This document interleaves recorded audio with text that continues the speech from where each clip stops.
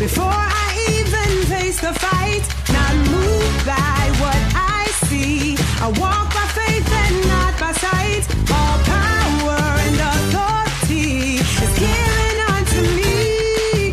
'Cause when you're on God's side,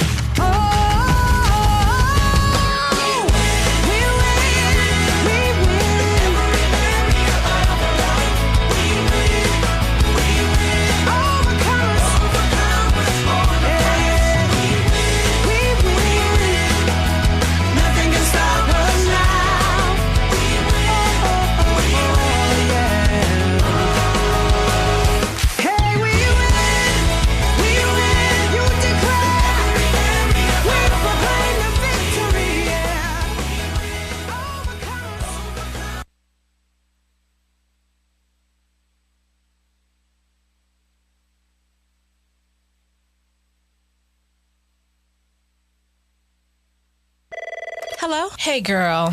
Oh, what's wrong?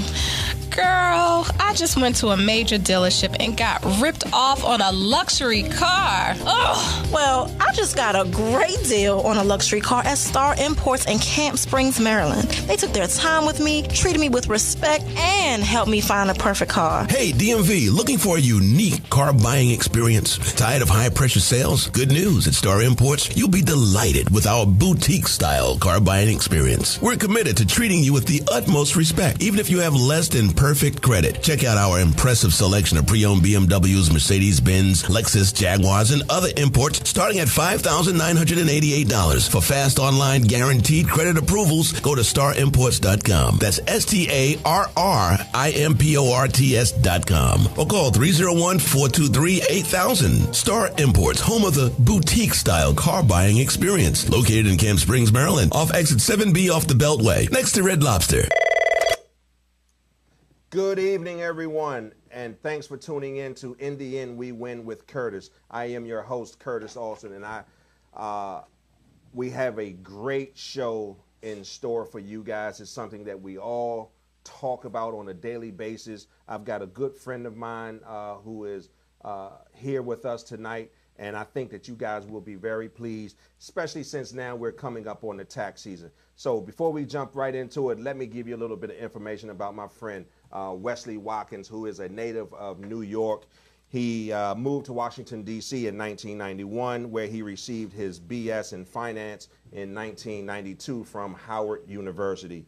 While in Washington, D.C., he had done an internship with the McDonnell Douglas of Greenbelt business. He was a business specialist with McDonnell Douglas in Greenbelt. He also worked at MCI Communications in Alexandria.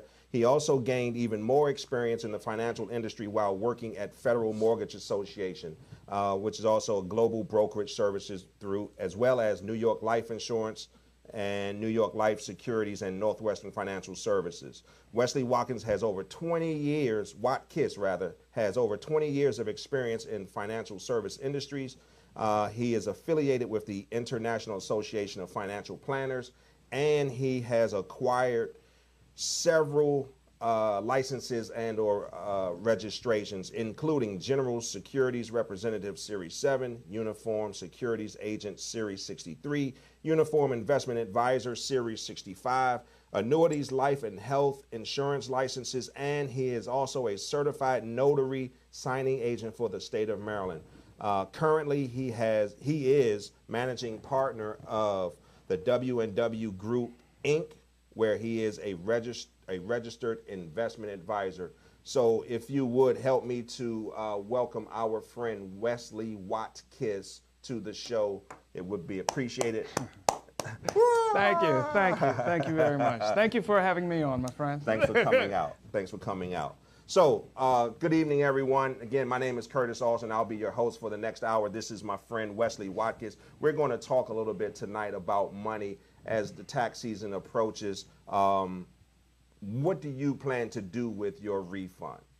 Now, Wes is a registered investment advisor, so he can direct you, he can assist you if that is something that you are interested in. So tonight, as I always attempt to do, is I attempt to bring quality content that's going to be impactful to you all. So tonight we're opening up the lines. If you have any questions regarding investing, there's a hot topic going out that's out there right now, speaking about Bitcoins and cryptocurrency. He'll even be able to chime in a little bit on that. The one thing that I will say, though, he's not so much into giving out individual stocks per se, right? He'd much rather, and I'll let him go into that.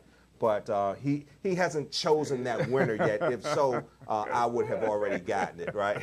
That is correct. So we're going to jump right into it, and we're just going to relax tonight. Chit chat a little bit about what's going on with the market, and that's actually a good place to start. So what's going on with the stock market? Well, it's going up, regardless of how you feel about the president, 45, how you choose to identify him. I guess there's a guy that you feel the way you feel, but then there's a guy that's good for the market. And the market has been going up. My concern with that is, though, at the rate and consistency that it's gone up. Sure. Where you want some fluctuations. I mean, we've taken a little bit of hits here and there, but we haven't had a major correction happen yet, which I believe is going to happen. Exactly when that's going to happen, I don't know. But I do believe that will be happening. Is it common for a market to have such historical growth shortly after a near depression or what we experienced in 2008, 9, and 10? I would say yes, but what we're going through currently is somewhat of an anomaly, I think. Okay. It's the rate, the time frame, and the amount that the market has gone up. You have to understand that when Trump got into office, the Dow was 18,000. We're at 26,000.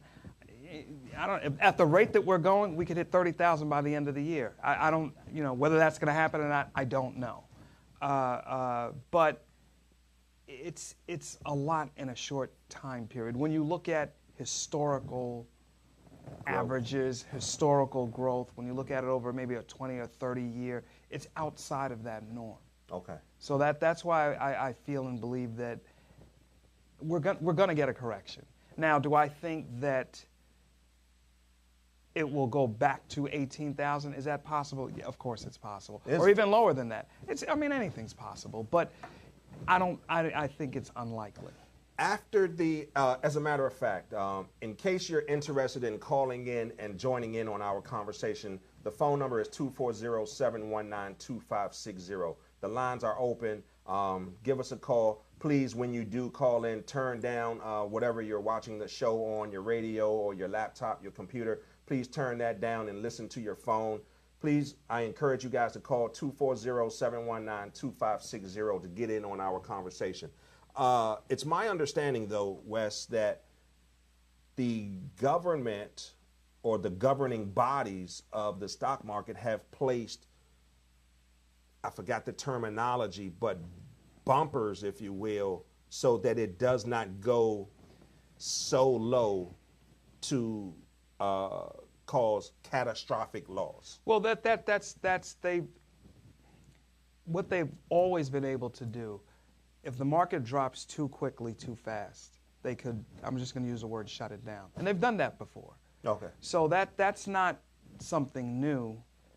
That's always been in place. Now, I don't, the word for it or this, that, or the, because sometimes they're trying to curb or minimize, limit the I'm going to say the panic. Yeah. So they may shut it down, and it wouldn't be for the rest of the day. They may shut it down for an hour, half hour. And like I said, they did, I don't remember exactly when, but during that it was after the 2008 crisis, or maybe even during that period, during the whole real estate debacle. They've done that, where they've shut it down for a while and kind of let things settle a little bit, and then, I'm going to just say, flip the switch and turn it back on. Wow. But that's all part of the volatility, because that's what we call that, okay, in the marketplace. Sure. And that's why our approach is one that we focus on objectives, we focus on risk tolerance, we focus on structuring things based around that, so we're not chasing returns. Because that typically, you'll win in the short term, but I believe in long-term investing. I believe in having ownership in investments, whether that's stock, whether that's real estate, whatever the case may be. And the short-term stuff, anybody can get lucky. But getting lucky over a 10-year period, getting lucky over a 15, 20-year period, you need more than just luck. Right. And that's where you come in. Absolutely. So Absolutely. is it safe to say that everyone should consult a financial advisor? Well, of course, I'm in the business, so I'm biased in saying, of course. But I mean, you do have some do-it-yourselfers, Right. And I wouldn't discourage that. But what I have found is the do-it-yourselfers tend to call a person in the business per se. Okay. At least that's what I've experienced, and that's what drives me nuts. If you're going to do it yourself, do it yourself. Sure. But if you want the advice, seek the advice. And I'm biased, but I still encourage people to, and it doesn't have to be me, it doesn't have to be our company, but seek the experts. Very similarly, if you get sick. Sure. We may try the home remedies, but if you're sick enough, you're going to go to the doctor. That's right. Same type of scenario. Right. Got you. So what do you tell a novice investor today? Is it too late to get in now with the market at 26? Well, let me go back a little bit. The Dow is a barometer. It's the most widely used barometer of the market, how well the market is or isn't doing. Okay. And it's comprised of 30 companies. I'm making sure that's 30 companies. That's not every single company that's traded on the exchange. But this is how they get it, and it's only one barometer, that they get a feel for, is the market doing well, is the market doing poorly? So saying that the market is at an all-time high or that the Dow is at X, 26,000 and change, and I think it was up over 100 points today. Oh, wow. Wow. That doesn't necessarily mean it's a bad time to get in, because understand, it's just a barometer, but it's not every single company, every single stock that's traded. Okay. My attitude is, or my position is, especially for a novice investor, if this is your first time or you're kind of dipping your toe in the water, it's a great time to start. I just take your time. It's like if you're learning how to swim, I don't drive you or take you out into the middle of the ocean and say jump in. Sure. We start in the pool where when you get in, you put your feet down and your head's still above the water. Right. So it's baby steps. Right. It's baby steps, and then you grow to the point where you can do things like go to the ocean and feel comfortable. Right. Where would you advise someone who is a novice investor to invest? Straight into the stock market, or? My approach would be novice investor, making the assumption we're dealing with smaller amounts of money. I would probably start with mutual funds, because that gives you instant diversification. And what I mean by diversification is, as opposed to taking $1 and purchasing ownership in a company, you can take that same dollar and it's split over several different companies. Gotcha. You understand? Definitely. So that's we're starting off in the, and I'm not saying mutual funds are bad, stocks are good, because they're the same, but they're comprised differently. Sure. or structured differently. Sure. But it's a good starting point. Okay. I can put away $25 a month. I can put away $50 a month. Sometimes it's just not cost effective to do that with individual stocks, because you still have the transaction cost, and you have to weigh all of those things. So it may be more. You may get more bang for your buck by going the mutual fund route. And again, instant diversification. So when the volatility happens, which is going to happen, the fluctuations in the marketplace, you won't. You may not. I shouldn't say you won't. You may not feel it as much. And you have a manager who's going to manage it, which would keep my guests, my viewers, from having to manage it themselves day after day after day. Because of that diversification, there's someone who's placed over it to Yeah, you have layers, and that is Yeah. 100% correct. You have managers that, depending on the objective of the fund, their job is to make sure that the fund stays on point with that objective. If things in the fund aren't performing the way that they should be, they'll sell some stuff, buy some stuff. You really don't get to see that, and I don't even get to see the movement within the fund. Sure. But if you were to peel back some of those layers and they were to let you see it, they're buying and selling in the fund every day. Right. Okay.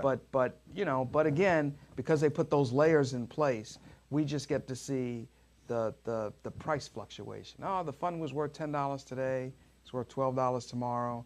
It's worth $8 today. And that's another thing that I encourage people not to do. Don't look at your investments every day. It's going to drive you crazy. Nuts. Crazy. Right. It'll drive you crazy. All right. And just focus, whatever your goal or objective is, focus on that. And if you're working with somebody, make sure that the portfolio, the instruments that he or she is using is on track to help you achieve those goals and objectives. If you approach it that way, I think it takes some of the anxiety out of the marketplace. Okay. So that same novice investor has been in this, let's say, mutual fund for a year. Now he or she wants to get a little bit more aggressive. Okay. What then? Well, I'm sorry, I apologize. No with problem. in mind to grow wealth. okay. How does one get wealthy? Well, we first would have to define that. That's one. Two, being in an investment, mutual fund, individual stock, ETF, whatever the case may be, for a year is still a short time period. Sure. You follow Right, me? yes. How do you get wealthy? My generic answer to that is we want to acquire appreciable assets. Appreciable assets. And all that means is things that have the potential to grow, such as Increase in stocks, value. increase in value, such as bonds, such as real estate, precious stones, precious metals, oil, whatever the commodities, whatever the case may be. Those are things that have the potential to grow, to appreciate. Things that typically don't appreciate, cars or I mean, I can make the argument. You can make the argument for jewelry one way or the other. The people that I know that deal in precious metals, they'll tell you that typically by the time it becomes jewelry, unless you're buying collectible pieces, I don't want to go into all of that because collectible is worth as much as the next collector is willing to pay, which is a whole other niche marketplace. Sure. Right. But you want to acquire things that have the potential of growing. Gotcha. That's how you accumulate wealth. Or you want to, and that also could be a business. That also can be a business because your business has the ability potentially to grow. Okay. So you've actually just touched on the cornerstones that I believe that in my time of reading and following individuals who are wealthy, there were some commonalities Absolutely. that each one of them had done. Owned businesses, owned real estate, and were heavily invested in the stock market.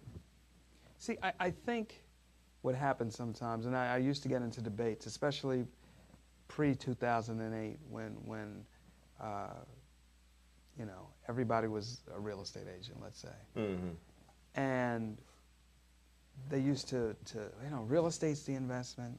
I don't know, the stock market's the place to be. The way to go. The way to go. And what I would explain to people is that you're looking at a pie, and we're looking at slices of that pie. Real estate is not outside of the stock market. The stock market is not going to crash tomorrow, and if it did, that is directly going to affect the price of real estate. As if the stock market is doing very well, that will directly affect the price of real estate. The point that I'm making is it's not something that sits outside. Real estate is a part of. Sure. Okay. And there's several different ways to acquire, to buy, and trade and that kind of stuff. One way is to actually physically own the property. Another way is to own what is called a REIT, a real estate investment trust. Mm-hmm. You follow me? So there's more than one way to achieve what you're trying to achieve. Mm-hmm. And I kind of lost my train of thought with the question that you asked, and I apologize. The cornerstones. The of, cornerstones. Of wealth. And businesses. You are 100% correct. What you're going to see consistently with people that have wealth is they're going to have money invested. They're going to have money. Most likely they have a business or businesses. Mm-hmm. That's just how it works. And that's not just here, that's globally. Mm-hmm. They're going to have, and what I share with people also that I'm still learning is with a business, I put no parameters around a business because you can make money doing anything. Right. Anything. That's right. Legitimately. Right. You follow me? So, and that's something I didn't feel that way always, but I've seen and I've been educated where things that you'd say, oh, you kind of turn your nose up and say, oh, they're not making that much money. You would be surprised. You would be what you don't know, you don't know. Right. What about adding life insurance? Because I've looked at legacy plans, mm-hmm. and I've studied how individuals have purchased $1 million plans and put in their will mm-hmm. how they would like their kids to use those funds that they get from these $1 million policies, right? And for example, I have two kids. Okay. And I have a $1 million policy. Okay. One, so it'll be evenly split. Right. Assuming my wife and I go at the same time. Right. Which most likely is not going to happen. Right. But just for the sake of the scenario. Right. Yeah. So he gets 500, she gets 500,000 of the $1 million policy. Mm-hmm. What I've come to learn and read and study is that with that $500,000, if they were to invest it into a vehicle that's going to pay them interest each month, okay, they can then purchase $3 million policies for themselves, therefore allowing the interest off of the $500,000 to pay that monthly note on that $3 million policy. Therefore, the next generation, their kids, when they pass, will get $3 million, and so on and so forth. Is that? It's. I believe in the concept. Again, I add that to. That's another piece to the. How do we establish wealth? How do we leave a legacy? Because to me, that's all part of the wealth thing. Right. When you are building your island, sure, it should survive you. It should. That's right. If you are building something structurally sound, it shouldn't begin and end with you. It should survive you. So when you look at the Ford Foundation, the Carnegies, the Kennedys, they didn't. The ones that we see today, they're not the ones that started it. The Rockefeller. You follow what I mean? So. Right. So to answer your question about life insurance, it is a very cost-effective way to leave your heirs hundreds of thousands, tens of thousands, millions of dollars.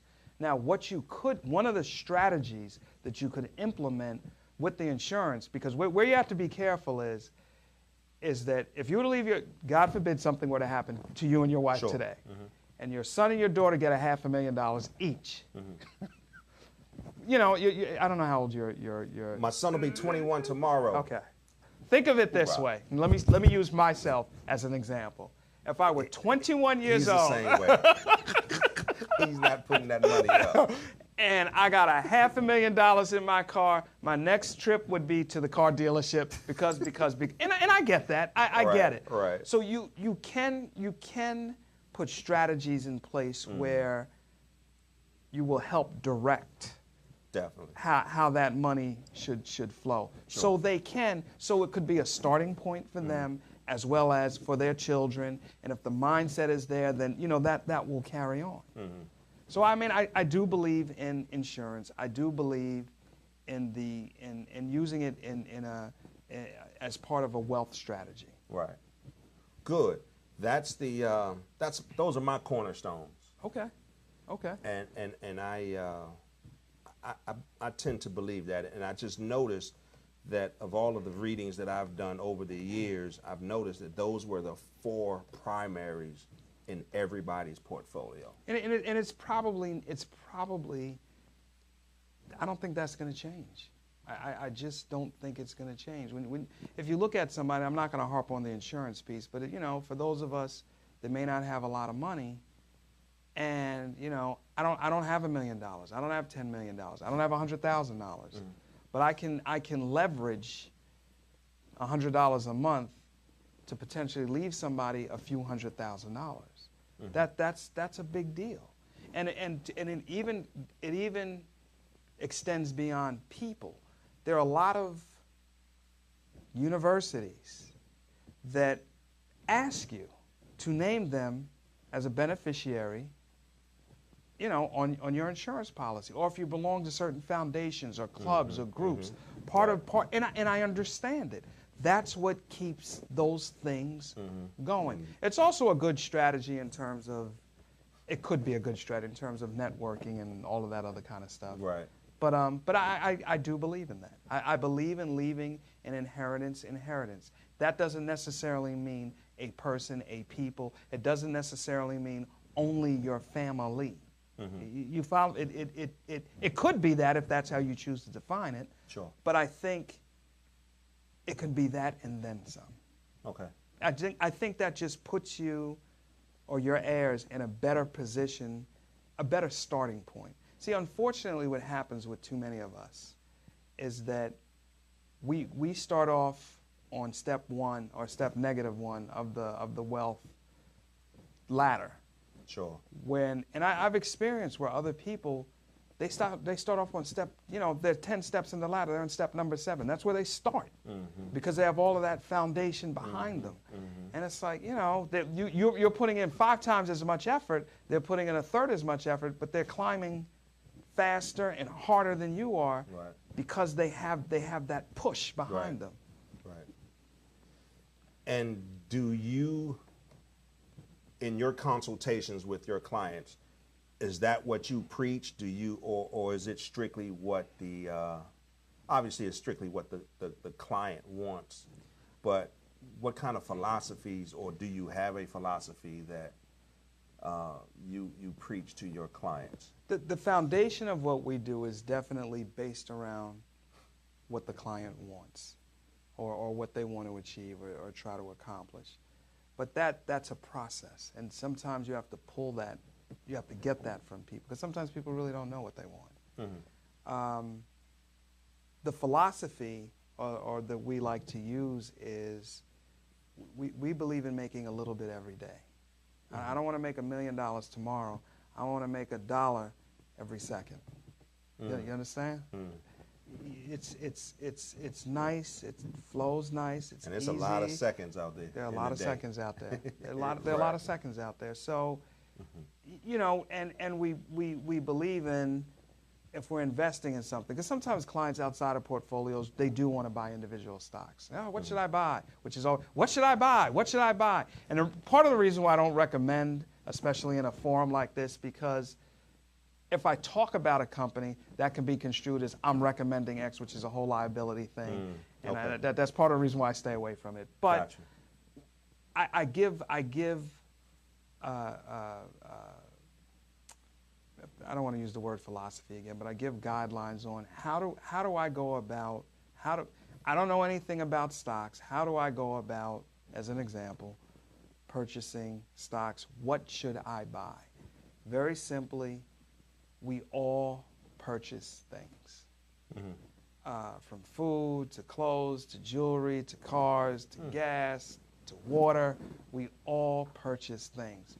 Most of those things are manufactured by companies that are traded. That's your starting point. Look at what you use. Look at what your kids use. Look at what their friends use. Right. Millennials now, I mean, they're formulating trends. I'm not a big I'm changing. I'm trying to change. I don't think I'm that old, but you know, the whole social media thing, and it's not gonna. I don't believe it's going anywhere, but I still. It's in some ways it's difficult for me to wrap my mind around. You know, I'm sitting right next to you and I have to text you, I pick up the phone and talk to them. Right. But I understand that's showing my age a little bit, but it's okay. But these are trends that they're setting. I mean, at one point in time, in our time, they called it something different, the millennials. And we were doing X, Y, and Z. And I'm sure our parents looked at us like, you know, what are they doing? Look at those types of things. And that could be a barometer, or it could be an indicator of something to potentially buy into. Okay. Wow. So we're coming up close to a little break. What I'd like for you to do is give out your contact information so our viewers can reach you, and then we'll take like a 5-minute break. Okay. And then when we come back on the other side, we're going to get into this hot topic on Bitcoin and cryptocurrencies and all of that good stuff. Okay. Well, if anybody wants to reach me, my number is 240-235-6054. Again, that's 240-235-6054. And currently, your website is under construction, so that's why we're not giving out a website. It is. Web address tonight. I got work I have to do because I want it to be right. So I do. I'm working diligently. There you go. So, ladies and gentlemen, before we go to break, I'd like to just acknowledge the Morehouse Maroon Tigers basketball team. They're actually in action right now. They are creating history tonight. They're currently 16-0. They're playing their 17th game of the season tonight, and they are looking very good. I say that because my son is playing, and tomorrow he will be 21. Okay. My youngest is 21. Lord have mercy. So bear with us for a few moments, ladies and gentlemen, and we will be right back to In the End, We Win with Curtis. Wow.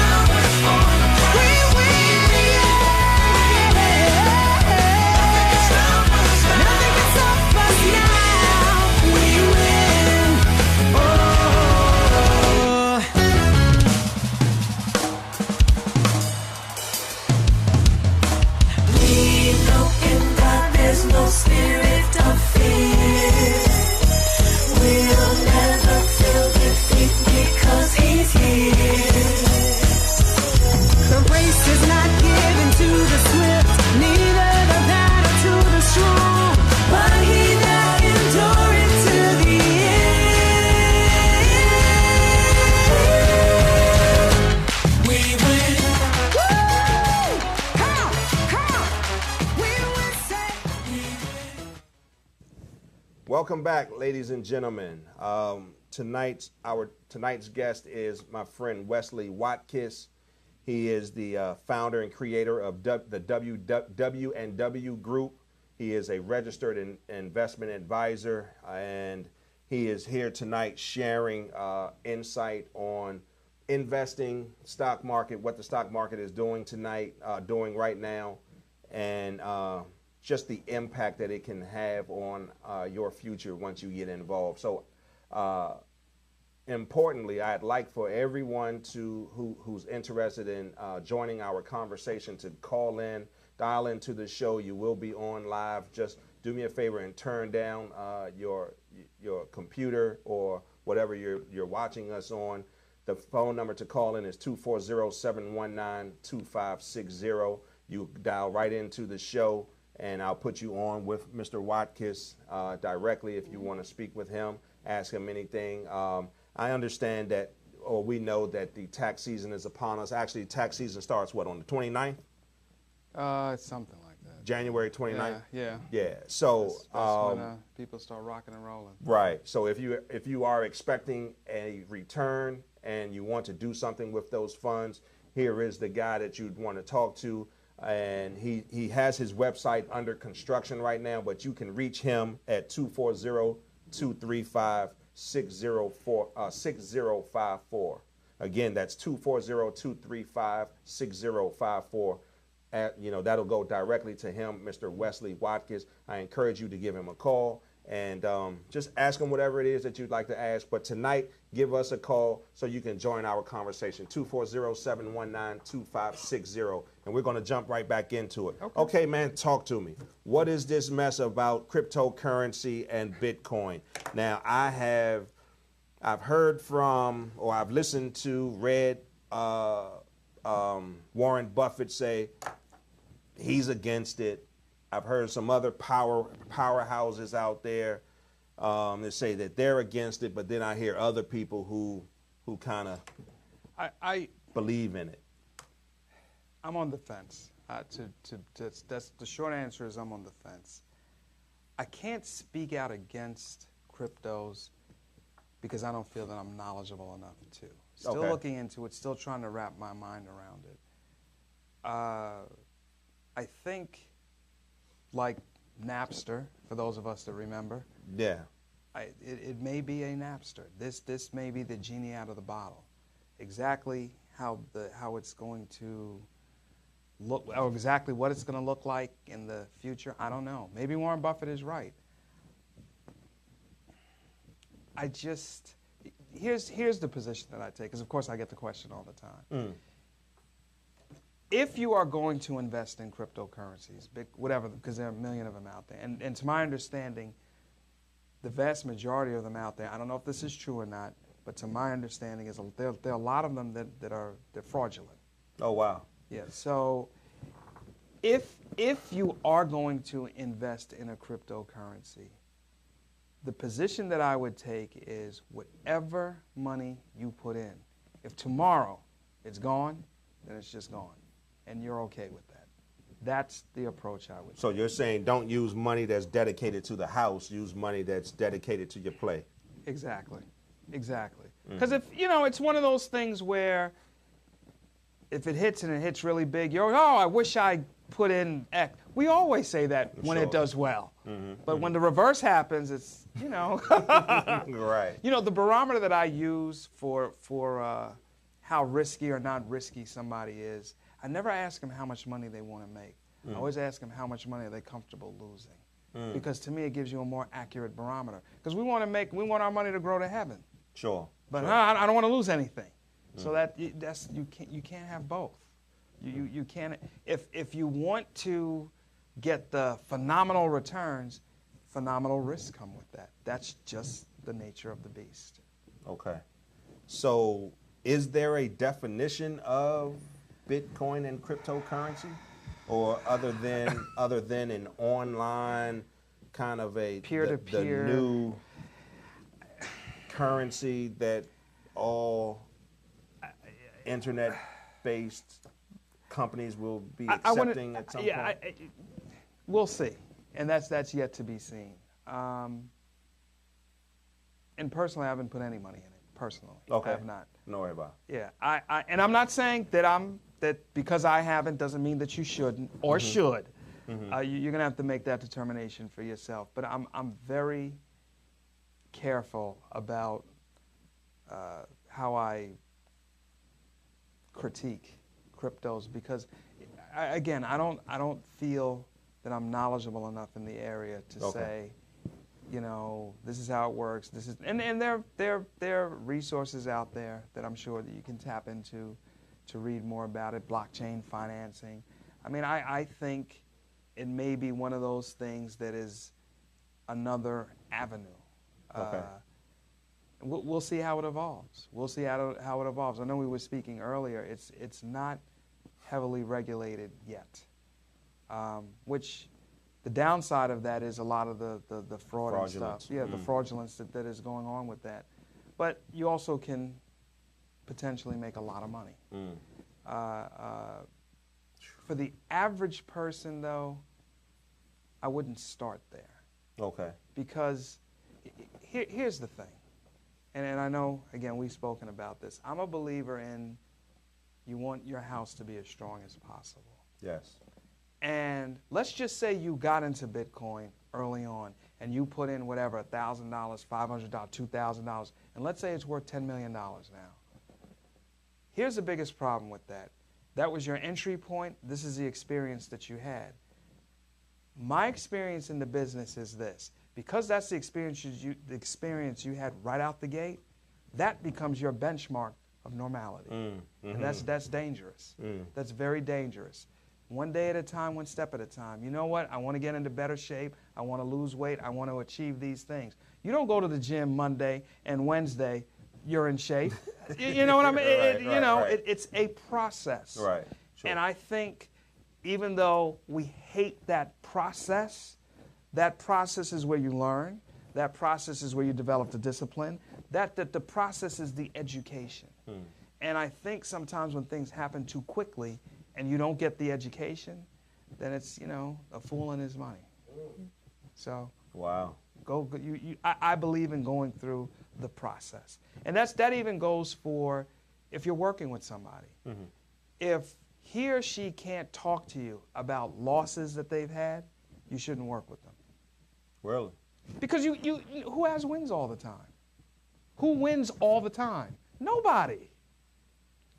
You follow what I'm saying? Yeah. Who wins all the time? Let me tell you, the surgeon or the doctor or whoever, how did they get as good as they got? By doing everything right all the time? It doesn't work that way. Right. That's right. I know I've had the LASIK surgery for my eyes, and I had it done back in 2003. And one of the things that at that point, because it was still fairly new, right, at that point, the instructions that I got to choose somebody who was that determined whether someone was good was the number of surgeries that they had performed. You don't want to go to someone that's only done 20. Right. You want to go to the guy that used to be in Rockville that did Tiger Woods' eyes, who had done 5,000, 5,700, and so on. So that makes sense. And he or she that did all of those things, they learned through all of those. Each surgery. Each surgery was a training. Right. Yeah. And I believe in that. And as I say to people, I always will say I'm a bread and butter kind of guy. If you choose to work with us, I'm not saying that you'll make the most amount of money. I'm not saying that you'll lose the most amount of money. But I think where we kind of proved ourselves is that during that whole 2008 crisis, just like with the real estate, when the market is good, everybody's an advisor. Everybody's a financial advisor when the market is good. I want to see who's going to be there when it's not good. Right. You understand? Right. So, and in 2008, just like with the real estate shakeout, because it wasn't just real estate, because again, all that stuff is connected to the marketplace. Sure. There was a shakeout in the market. A lot of people that were quote unquote advisors, they're no longer in the business. And I, listen, it was not easy. It was brutal. But that's the test. Even for yourself. So give me some horror stories, man. What do people look out for when investing? You mean in terms of working with people? I tell you what, as a matter of fact, yes. Let me take that back. Let me rephrase that. Okay. So that same novice investor, yes, brand new investor, is looking for someone to work with. What are some of the questions that he or she would ask of a potential advisor? Yes. I would see how long they've been in the business. Mm-hmm. You can even look up on broker. It's called BrokerCheck, BrokerCheck.com. And if somebody is in the business and they're licensed, whether it's CF, whatever their registrations are, mm-hmm. You can type their name in or type the name of their company in, and it'll pop up. And if they had any violations, if they had complaints, if they filed bankruptcy, you get to see a history. It used to be 10 years, but I think they're trying to move to where it just stays on your record permanently. Oh, wow. Which I have mixed feelings about that a little bit, but for them, if it protects people, I mean that's fine. Mm-hmm. Talk to them about their philosophies. I mean, it's fine. We all want to make money. So one of the things that I do is that cannot be an objective.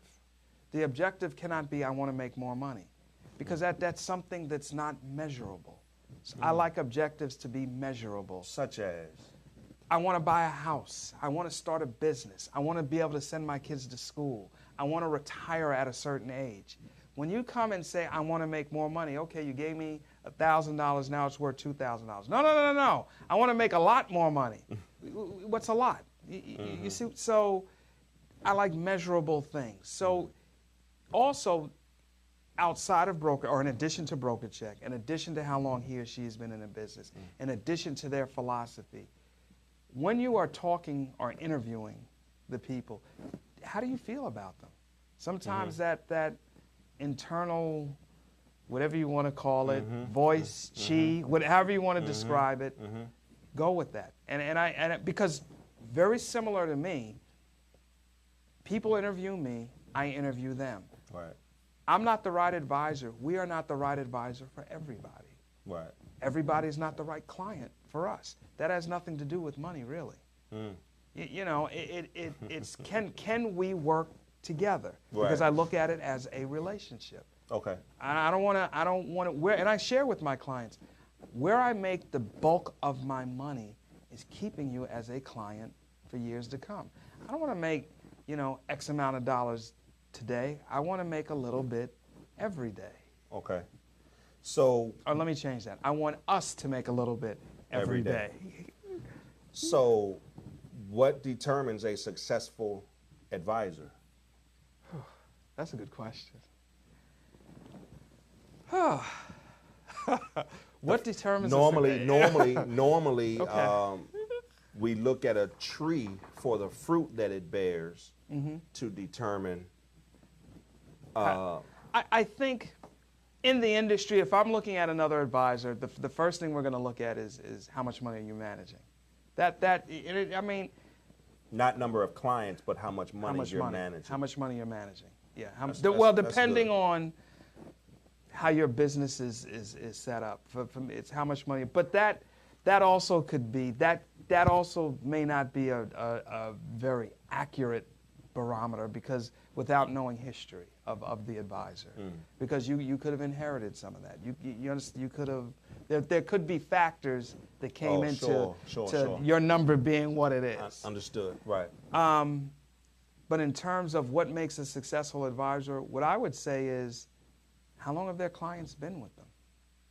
How loyal are their clients to them? Fortunately, and I'm not saying I don't think any advisor has a 100% retention rate, including myself, but I have a high retention rate and I have a very, very loyal base of clients. Sometimes we go at it a little bit, but that's part of the relationship, and it should be that way, because I don't want you to agree with every single thing that comes out of my mouth. As well as we shouldn't. And you shouldn't. Right. And I'm not going to agree with everything that comes out of your mouth. Now, what I will say is, at the end of the day, it's your money, it's not my money, so you will always have final say-so And if I disagree, I'll tell you I disagree, which has happened, and here are the reasons why I disagree. But it's your money. It's not my money. My job is to help to guide you and give you the best advice that I can. Right. So I would put a lot of emphasis on success and retention of your clientele. Got you. Got you. And has technology made it easier to work with clients who are far away? Oh, absolutely. Absolutely. Not just that, just in terms of the amount of paper and processes and workflows, and you've got to, in my opinion, you should be implementing technology, and I just got a major bump in that. Thank God, because because you will reach a point where, you know, as an individual or even as a team, you have maximum capacity. Okay. And I think when technology is used properly, it will enable you to increase that capacity with existing team. Sure. Which makes you more profitable. So technology has played a good role. Some of the downside of it that I see is that, you know, and maybe it's a testament to the company or just to the way that we do business, but a lot of my clients that, you know, that have known me for years and years and years, vast majority of them, they don't want to necessarily see me face to face. They will, but it's like, well, can we do it over the phone? Can we, you know, do FaceTime? Can we do this? Can we do that? So I kind of, to an extent, I miss some of the interaction.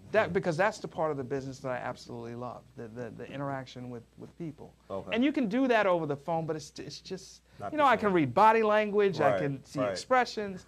You know, you can't, because sometimes, you know, most of what we communicate is nonverbal. That's right. So even if a client is saying, well, you know, I want to do this, I want to do that, if I'm reading the body, if your mouth is saying one thing but the body language is saying another, then I'll dig deeper. But it's hard for me to get that harder over a telephone. Right. So, but all in all, I do embrace the technology because it definitely has made our lives easier. Or more efficient. Maybe that's a better way to say it. There you go. So, ladies and gentlemen, our guest tonight is Wesley Watkis, and his phone number is 240-235-6054. When someone calls that number, they will obviously get you. Yeah, right? It'll take them to the receptionist. Okay. As long as they will get me. I mean, if I'm doing something else, she'll take a message, go to voicemail, that kind of stuff. But I will definitely get back to you. Yeah. So I guess where I was going was, will they work directly with you? Yeah, they will. Yes, they will. They will. I'm still, even though I have supporting people, I'm still the one. I mean, I have another advisor that we do a lot of work together. Okay. You know, in a pinch, he may step in for me, but for the most part, it's going to be me. It's going to be me, and vice versa with him. When you know, if it's somebody he's bringing to the table, he'll take the lead, and that's fine with me because I don't have to be the head person. There you go. Always. All the time. Right. Understood. That makes perfect sense.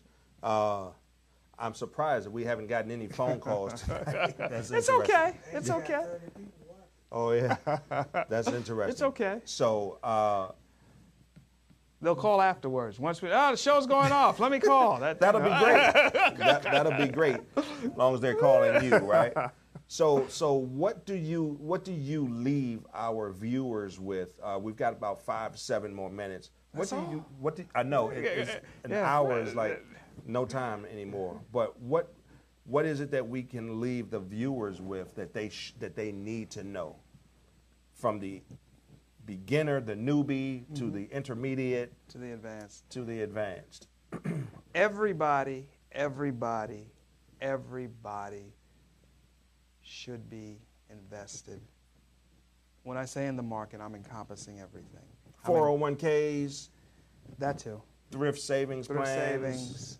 Take advantage. And let me touch on that a little bit. I know we don't have a lot of time. You're good. What I find oftentimes, too often, is that people, if they're participating in their retirement plan, they're not minimally you should participate if you're fortunate enough to have a match. At least participate up to the match, which a lot of people don't do. Like, well, you know, this, that, and the other. I have a pension, and that's fine. But no client has ever gotten mad at me when they retire and they say, oh my goodness, I've accumulated too much money. Right. But contribute up to at least that match, because if you don't, that's money you're leaving on the table. Absolutely. I can't guarantee you 100% return on your money up to X percentage. That's what a match is. Definitely. You contribute X, they'll contribute X up to this percentage. That's a guaranteed 100% return on your money. Get that free money. Take advantage of some of the tax deductions that these retirement plans have to offer. Review your retirement plan. The other thing I have found is too many people, they start these jobs, and I use government as an example since this is a big government area. They park their money. Oftentimes it's too conservative, and I know depending on the person, you should evaluate that, but sometimes it's in cash. How long has your money been like this? I haven't changed it, and they've been there 20 plus years. So but I haven't lost any money. That's true. Well, actually, that's not true. What you've lost is opportunity. You understand? I do. What you've lost is opportunity. You don't have the fluctuations in your money, but when you factor in time with volatility, time is money's best friend. So if you chart the market in any 10-year time period, pick one, I don't care. If you chart it in a 10-year time period, where you started in year 1 and where you end up in year 10 will always be higher. Not sometime, not most of the time, all of the time. Well, now, I'm not saying that guarantees anything, but historically, when you factor time in, it flattens out that volatility, and you'll make money. So review those kind of things to make sure that your allocations, the way your money is distributed within your retirement plan, is appropriate for your risk tolerance. Right. Oftentimes it's not. And that changes. So what you did today may not be applicable 10 years from now. Sure. So just look at those kind of things. But get involved, get invested. It doesn't take a whole lot of money to get involved in the marketplace. I mean, you're looking at anywhere from 83 cents to $1.60, I'm just going to say $1.70 a day. And I can almost guarantee you that most people waste that much money every day. Every day. Is it safe to solely rely on my 401k or my thrift savings plan? I don't think so. I don't think so. I mean, in the good old days, we looked at it as a three-legged stool. You had your retirement plan, you had pensions, and you had Social Security. Pensions are going the way of the dinosaur. And you know, in my opinion, you know, the only places where the pension is left, don't hold my foot to the fire, is government employees, and they even messing with the calculation of how they do that, and teachers. And just understand, pensions cost institutions tremendous amounts of money. Really? Oh, yeah, because they have to set aside, if you're an employee at X institution, whether that's the government, whether that's a teacher, for every year that you work, they have to set aside X amount of dollars. They have to do that on your behalf. That's a tremendous amount of money. That's why they came out with 401ks and other types of retirement plans, because they said, listen, we're going to give you your own retirement. The ability to do it yourself. Exactly. Exactly. So, and they're going to save that money. So, unfortunately, pensions are going away. So we're in a position where more of the responsibility of making sure we have enough money is going to fall on our shoulders. That's just the reality that we're living in. So that's my very long-winded way of saying, no, I don't think relying on 401k solely or TSP, whatever the retirement plan is enough. The other thing is that I think people lose sight of is keep in mind that whatever the value you have in your retirement plan, when you begin to take distributions on that money, taxman is right there with their hand out. So just keep that in mind. And as many people ask me, I have to figure out a way how they can pull money out and not pay taxes. When I figure that out, to do it legally, at that very second, I'm retired. There you go. Right. That's the $1 million question. Huh? Right, exactly. Wow. Okay. What else? Have we touched on almost everything? Cryptos, investing. I mean, just get started. Don't be afraid. We utilize things every day. You use that. If you adopt that as a philosophy, it makes sense. And I know we spoke about this yesterday. Even when the market's doing bad, there are things that we're going to do regardless. As simple as buy food, put gas in the car. We're going to still use electricity. We're going to do this. We're going to do that. Those things are manufactured or regulated, or I'm going to say manufactured, by companies that are traded every day. That is a good starting point to build the foundation of that strong house. So you're speaking of companies like Coca-Cola, Procter & Gamble. So you can name all of them. GE, because we're using something that they created. Absolutely. Day after day after day. The food in my cupboard. Think about this. You have 2 kids.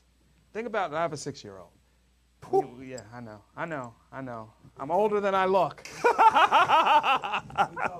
Yes, I have a 6-year-old. And if the doctor were to call you up to, even now, because I know your kids are a lot older than my daughter, if the doctor were to say, listen, Curtis, your son needs this medication, it's going to cost you $5,000. What would you do? Coming up with that $5,000. Exactly. So there are things that we're going to do regardless. Pampers, sanitary products, paper products, they're things we're going to purchase regardless. So if you put it in that context, and I'm not saying that you can't lose your money investing, sure. but when you put it in that context, you say, you know what, that makes sense. So sometimes risk is not understanding. But I think the more you educate yourself or work with somebody that understands, they can help you become more comfortable with transitioning into an area that you just may be unfamiliar with, such as investing. Right. So just that's good. Yeah, just use that philosophy and you'll be fine. That's good. So we are going to wrap up. I enjoyed this. No, very much so. This, talking about money is, yeah. We can talk for another 2 hours. I could. I'd have to pay my sound man out of my pocket. But he'll do it for free with all this valuable information. What is always available, though, is the opportunity to come back. Oh, so, I'd be more than happy and honored. Yeah, so we can definitely do that maybe in the midst of the tax season and, whatever. After the show tonight, depending on the reception that I get, if people say they missed it or they're going to catch, because the show is done live, but then it's rebroadcast and it's recorded on YouTube, so people can go back and see it. In fact, I'll send you the link. Please. But we can definitely come back and revisit and talk about it some more if that correction was to happen. It would probably be good to give people something to think about. This is what and I don't know how much time. I know we're running out of time. Yeah. Like you, I can talk. Look at a correction as this. We like to purchase things. And most people, that whatever that thing is, if we can get it on sale, that's even that much better. Right. That's how you should view a correction. There you go. Things are going on sale. Right. What are we going to buy? Because it will eventually go back up. Hopefully. I can't say that definitively, but hopefully, yes. Historically, there exactly. All right. So that's going to be the end of our show tonight. Thank you for tuning in. In order to reach my friend Wesley Watkis, you can reach him at 240-235-6054.